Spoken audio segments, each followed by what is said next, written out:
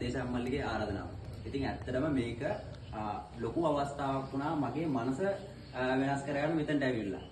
මුලින්ම කියනවා නම් මම දැන් මේ සිංහරාජයට එනවා කියලා කිව්වම ඒ කියන්නේ මේක අර තෙත් කලාපීය වැසි වනාන්තරයක් සිංහරාජය කියන අපි මේක කියන්නේ පළවෙනි සැරේට තමයි මේ අත්දැකීම ගන්න. එතකොට අපිව ගයිඩ් කරන කට්ටිය හැමෝම කිව්වා මුලින්ම යද්දි නිශ්ශබ්දව යන්න. ඒ කියන්නේ අපි මේ පරිසරයට ඒ කියන්නේ ඒ සතුන්ට හානියක් නොවෙන්න අපේ කියන්නේ රිසර්ච් එක අපි කරන්න ඕනේ කියලා. එතකොට මුලින්ම අපි ඒ කියන්නේ තරුණ අය හිටියා මැදිවිය හිටියා. එතකොට තරුණ අය පොඩ්ඩක් අර කෑ ගහනවා වැඩි. හැබැයි මෙතින්දී අපි හැමෝම වගේ අපේ අර විනය හොඳට ආරක්ෂා කරගෙන සයිලන්ට්ව මේ ගමන ලස්සනටම ගියා. මම මෙතින්දී ඔයාලා හැමෝටම මේ මගේ මෙහෙම වෙනම කතාවක් ඉදිරිපත් කරනවා. මොකද මෙතන අර කියන්නේ ශාක සම්බන්ධව සතුන් සම්බන්ධව අපේ විද්‍යාත්මක නම් ඒ වගේම ඒ කියන්නේ මේවට ආවේනික ඉන්න සතුන් ශාක ගොඩාක් අපිට දැනුම දුන්නා.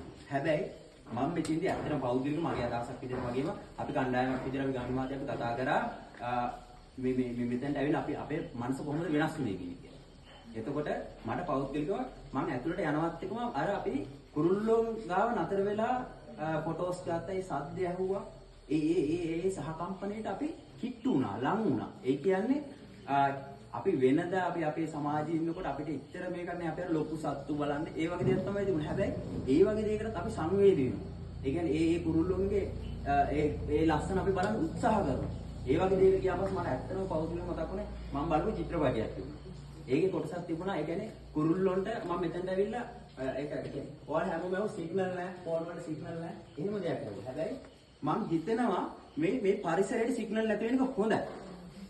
මොකද කියන්නේ සංක්‍රමණය වෙන කුරුල්ලෝ ඉන්න. එතකොට යාළුවේ ගමන් මාර්ග වෙනස් වෙන සමහරක් වෙලාවට තරංගවල හර්ට්ස් ප්‍රමාණය වැඩි වෙන්න ඒ සතුන්ගේ විනාශය එනවා. ඒක අර තාක්ෂණයත් එක්ක අපි මිනිස්සු දියුණු වෙනවා. හැබැයි අපි දියුණු වෙන්න ඕන මේ සතුන් ශාක හැමදේම ආරක්ෂා කරලා. ඒක අපි ගොඩක් කට්ටිය දැන් අපේ බලාපොරොත්තු අපිට සිග්නල් එන්න ඕන. මෙතන කෝල් එකක්